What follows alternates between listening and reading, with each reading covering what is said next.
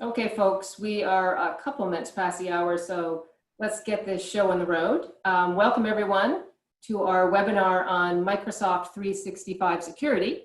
My name is Holly Dowden. I'm the VP of Marketing for Antiva, and I'm your moderator for today's session. I just have two super quick reminders before we get started.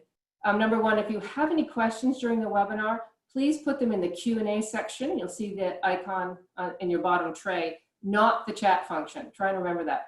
Put them in the Q&A, not the chat. And of course, we'll try and answer them during the session, and if not, we'll address them at the end. Speaking of the end, we do have a very short poll at the end. It's only 5 questions. But note, if you are interested in signing up for our Microsoft 365 audit, which you'll find out more about during the presentation, please fill out the poll so that we'll know who to follow up with. And with that, I'm going to introduce our speakers. First is Rob Cunningham from Antiva. Rob is one of our solution architects, and he'll be taking you through the first half of the presentation. And we also have a guest from our partner, Zigzag River. Happy to welcome Paul Welford. Paul is a channel sales engineer, and he's going to close out the presentation with some up-to-date information on today's cyber threats, and also be giving you a deeper dive into what the Microsoft 365 audit is all about and why you may want to take advantage of that. So with that, I'm going to turn it over to Rob, who is very quickly going to dive right in to the 7 security features that you might already have in your platform. So Rob, over to you. Thanks, Holly. Yep, my name is Rob Cunningham. As Holly said, I'm the Solutions Architect Manager at Antiva in the Midwest region. I've worked with the Microsoft Cloud Platform for about 6 years. I love learning new things and being an advocate and mentor for new technology. And as Holly said, I'm going to start right off with looking at the basic security features that everyone has access to, regardless of what Microsoft plan you're on today. Everyone should know if these are turned on in your environment, starting with number 1. So multi-factor authentication in today's landscape should not be considered optional. MFA protects your cloud identities when a password is leaked. It also allows you to adopt a simpler password policy. Passwords don't have to expire. When multi-factor is enabled and a credential is leaked, it is of no use to a third party because they won't be able to use the credential without satisfying the multi-factor request. The multi-factor experience is seamless today when combined with the Microsoft Authenticator app. You simply click a prompt on your mobile device and you're good to go. Today's enrollment experience takes about 5 minutes. Moving on to number 2, we want to make sure logging is enabled. This wasn't always on by default. It is now, but it's still something that should be checked so you have a proper history of activity within your Microsoft 365 tenant. Depending on your Microsoft 365 license, you can also create additional alerting policies to stay informed about your tenant.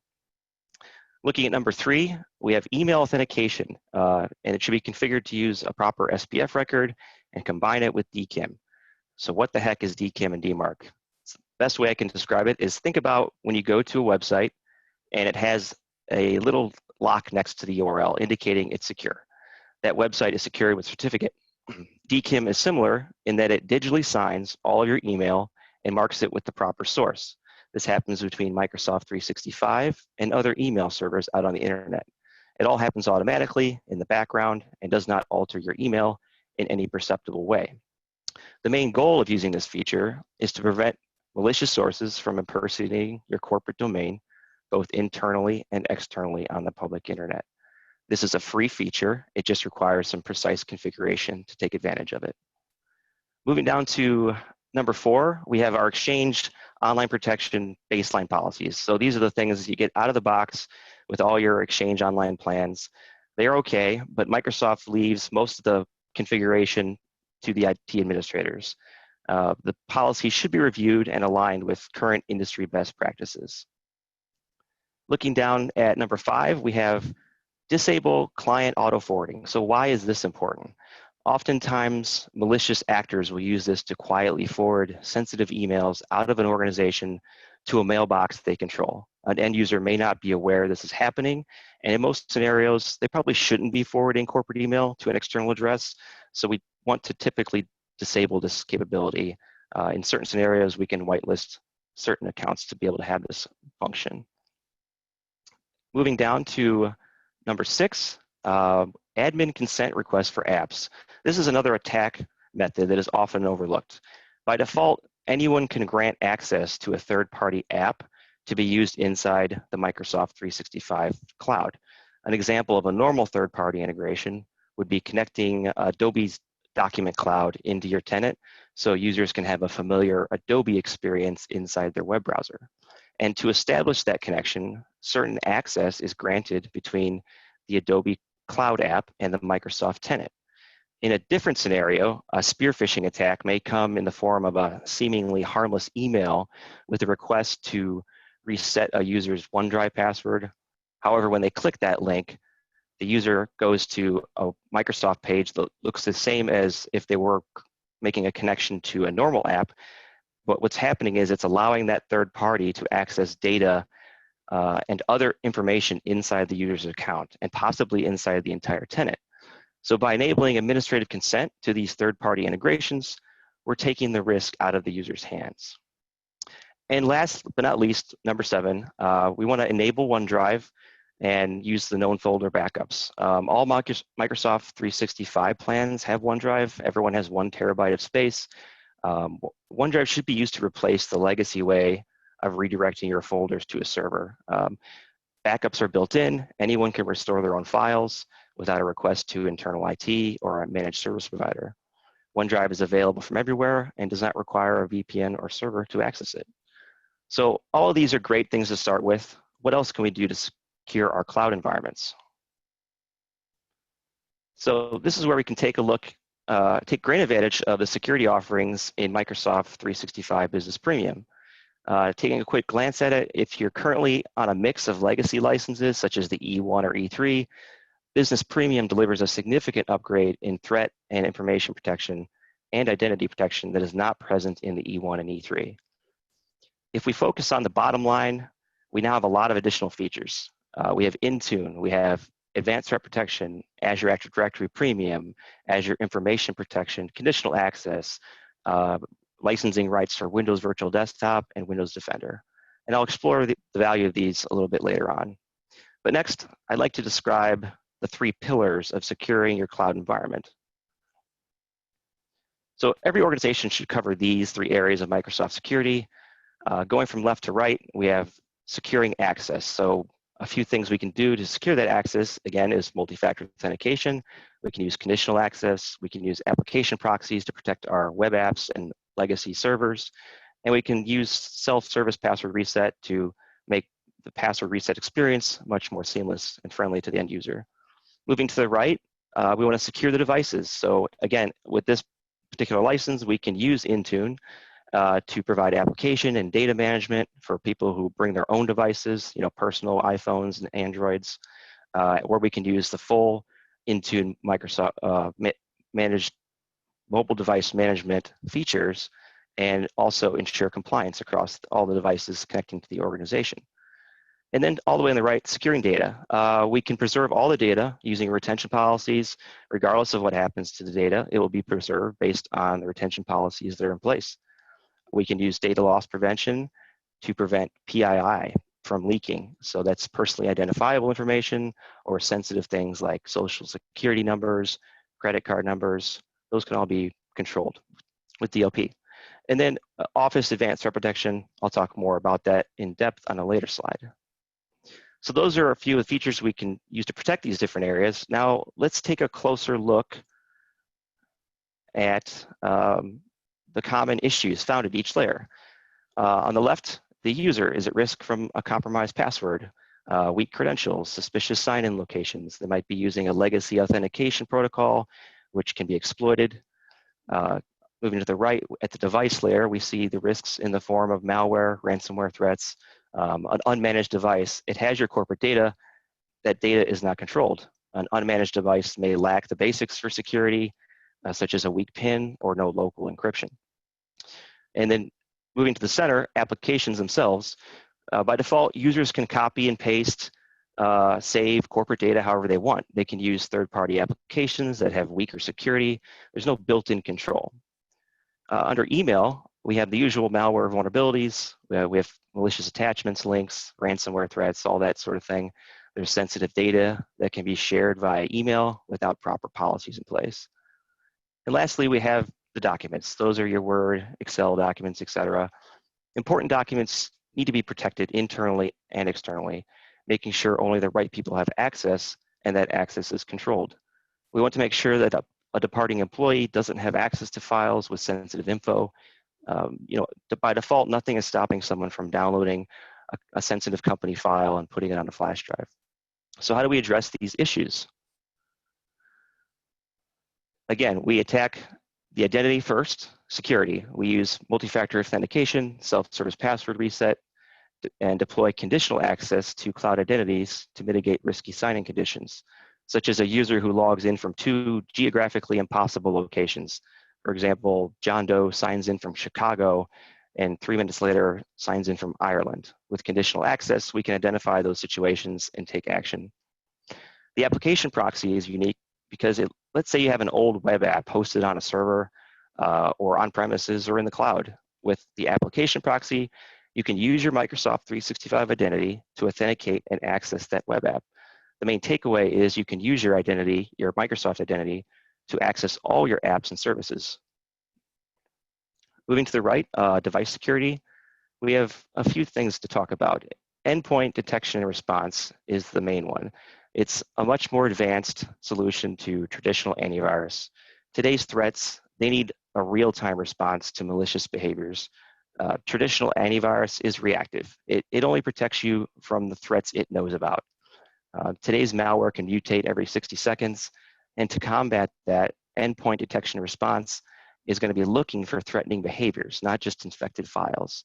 For example, if someone or something was attempting to tamper with backup data, an EDR solution can detect that behavior, take action, and isolate that system before it causes further harm. In the middle, application security. So again, we have these personal devices that can be protected with mobile app management. And that way, a company can prevent people from copying, pasting, and saving corporate data to personal apps or local locations.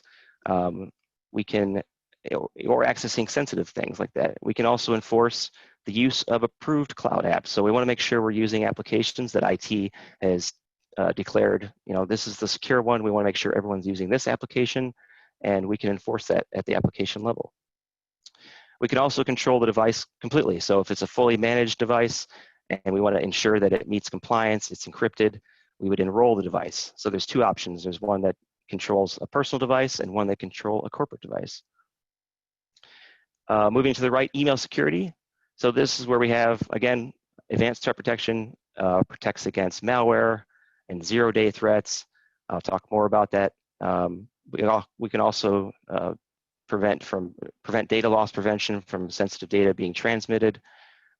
We can use email encryption and enforce additional policies like do not forward, all from Outlook. There's no need to use third parties to encrypt or protect your emails. And then on the far right, document security. So we talked about protecting a file internally and externally. Microsoft 365 Business Premium has that feature called Azure Information Protection. What that does, it protects and classifies your documents. It encrypts it wherever it goes. So if a file was protected by this feature and it was copied to an external drive or sent somewhere outside the environment, the file would not be accessible without authenticating against your Microsoft tenant. So if access is granted to an external recipient, that access can be revoked at any time. And you can track the access to these sensitive files to see when it was open or when it was attempted to be opened and denied. So now let's talk a little bit more about advanced threat protection. This again comes built in with the Business Premium. It's also offered as an add-on to all the other licenses. But where this excels is three main areas: safe links, safe attachments, anti-phishing and impersonation, and behavioral analysis. It's actually four things. But the safe links is Microsoft's way of protecting people from themselves. They no longer have to worry about a link in an email because Microsoft has already taken that link and detonated it in their cloud, in their sandbox, outside of anyone's purview to decide if that link is malicious or if it's safe. So even if a person clicks the link, it doesn't go through to the site until Microsoft has detonated it and confirmed that it's safe. Safe attachments is similar. Microsoft will take your email, take the attachment, open it, detonate it in a sandbox environment to see what behavior occurs. If it's a safe attachment, it delivers it as normal. Depending on how the policy is configured, and if the attachment is malicious, it will remove the attachment, deliver the message, or block the message completely. So again, there's no guesswork when you get an email because Microsoft has already determined the safeness of the links or the attachments. There's also a great deal of anti-phishing and impersonation protection in ATP. This is where it's looking at how people write email messages and comparing that to messages that are being sent to recipients within the organization. So how you write, how you address people, how you write your wording. It looks at that and develops patterns. And if it sees something that doesn't match those patterns, it will flag messages that could be people impersonating other people in your organization. Another advanced feature it has is something called 0-hour auto purge. So what is that? Spam and malware signatures are updated in the service real time on a daily basis. However, users can still receive malicious messages for a variety of reasons, including if the content is weaponized after being delivered to the users. So what ZAP does, it addresses this issue by continually monitoring updates to the spam and malware signatures. So what it'll do, it'll go back and find messages that were delivered to the inbox that were later determined to be malicious and remove them. So that's a little bit about advanced threat protection and a lot of the features that you can leverage in Microsoft 365 Business Premium. There's a lot to unpack. And with that, I'll hand it over to Paul Welford to talk more about the security audit provided by AppRiver to help us many of the areas I've discussed. Thanks, Rob. So a little bit about me. My name is Paul Welford. I'm a channel sales engineer. I've worked with AppRiver for about 5 years now, kind of a partnership with Intiva and essentially an extension of their team, helping build out a lot of these features that Rob discussed, expanding into utilizing some of our archiving solutions, as well as encryption and even additional filtering and auditing tools. And other auditing tools we'll focus on here in a few minutes. So with all those steps that Rob discussed and what they do behind the scenes and how quickly they can be rolled out, what is it protecting your end users from? What happens if these gaps are not plugged? What could your end users potentially see? And, how can we fill these gaps and find those gaps? Some of the things that myself and my security team have actually run into is something you're looking at right here on the screen. It's actually called a phishing kit for sale. Our security analysts actually discovered a website, not on the dark web, actually on the standard web we use a day-to-day basis. You can actually go out and purchase phishing kits to easily, compromise companies today. So that's where that focus comes in on having all of these tools that Rob discussed today implemented and properly positioned to block, because it's easy to do now. It's not what we all used to think of back in the day, this kid hiding in a room and coding all day long to make sure that he builds this big elaborate scheme and then rolls it out. No, you can go on the web and essentially find, Amazon for hackers, if you will, and they can go in and purchase these kits, and they're backed up by support teams. I mean, hacking has essentially become a business today. I know we all watch the news on a daily basis and hear about ransomware. Companies, and not only companies, but cities getting hacked and their information being locked down by ransomware. If this gets rolled out to your company, there's a phone number, that you contact, and there's essentially a support team that you contact if your company gets locked down by ransomware, and those paths that you have to head down to get your information back. And that's what you want to avoid. And utilize these tools that Rob discussed in making sure that you have MFAs set up, making sure that conditional access is set up so that people aren't accessing your company information in places that it shouldn't be, utilizing DLP so that your files are not unlocked and easily floating around out there for hackers to steal that data or manipulate links, which is what we'll see here on the next slide. Is actually a very good example of a credential link. So kind of the basis of most of the phishing schemes that our organizations are going to see today, they start right here with this email you're looking at right now.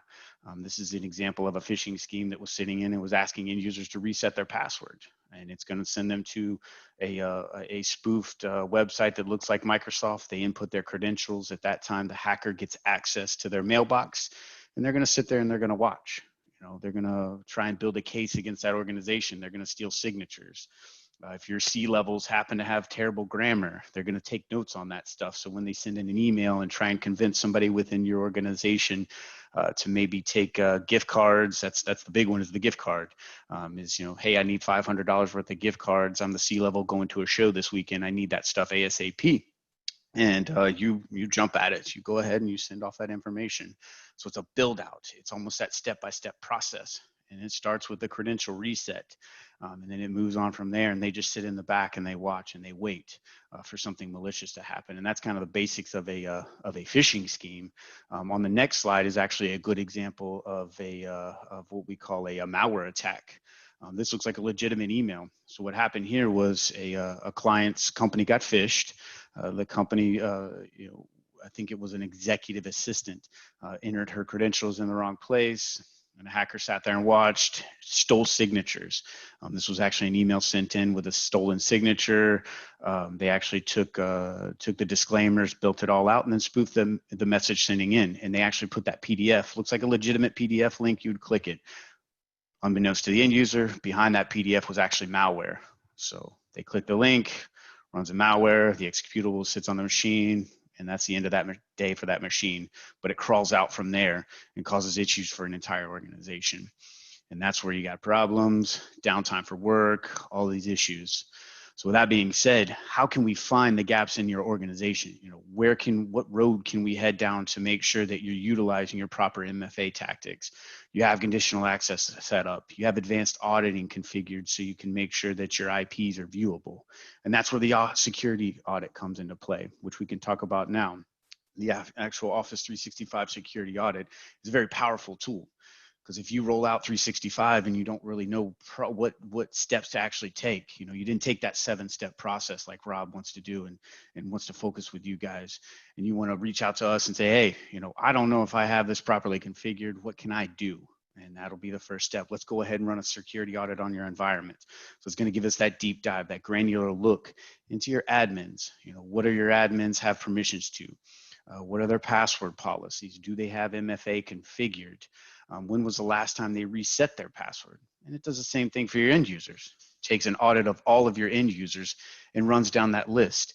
So it's going to look at your end users, their MFA status. If they have MFA configured, what phone number is that information actually being sent to?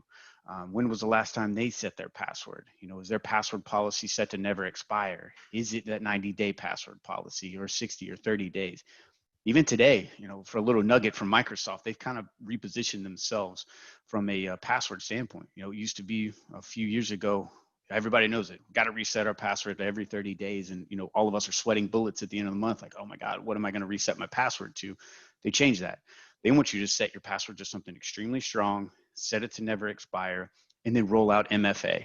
A lot of people don't understand how simple MFA is to actually manage today.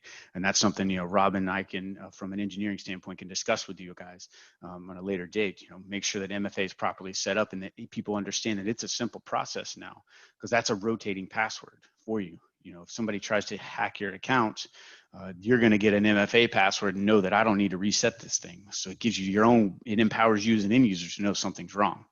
So the audit's going to allow you to see that your end users have MFA set up. It's also going to look at inbox rules. One of the things we discussed on those phishing kits and the schemes that those guys take is whenever they compromise an email account, they don't just want to get in there and steal your email. They want to inject rules into your mailbox, and you won't even know that that information is there. So when those rules are injected, mail's going to be forwarded outside of your organization. Some of your executive assistants or your finance managers, their mail's going to be deleted and then sent off somewhere else. So they're not getting that proper information with banking account notes.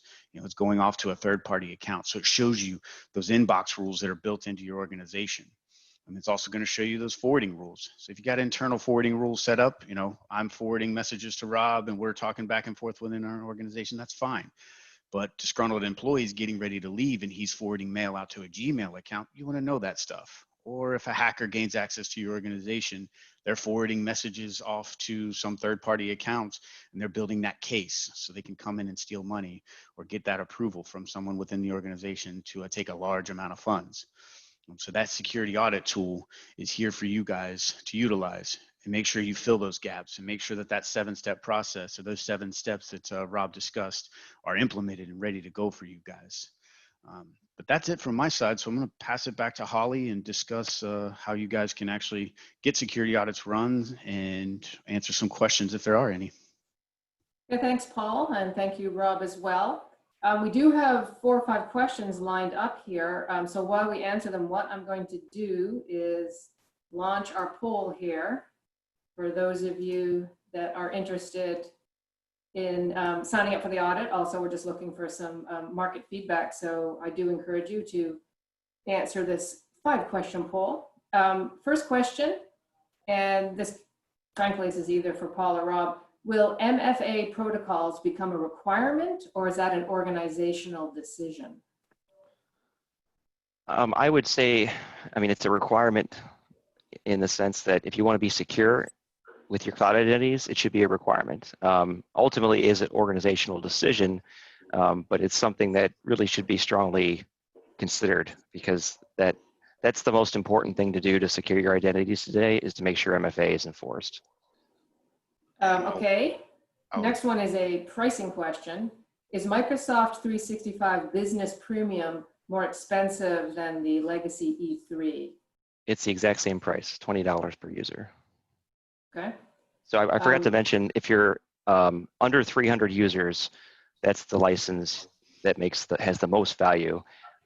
That's the one limitation. If you're at or near 300, you have to use the enterprise licenses or a mix of both. Okay. And just a quick note, I don't know if the audience can see it, and I think they can in our chat session. One of our other solution architects, Frank De Silva, just was adding a little note to the question on MFA. He's saying for GovCon, for CMMC compliance reasons, it will be necessary, MFA.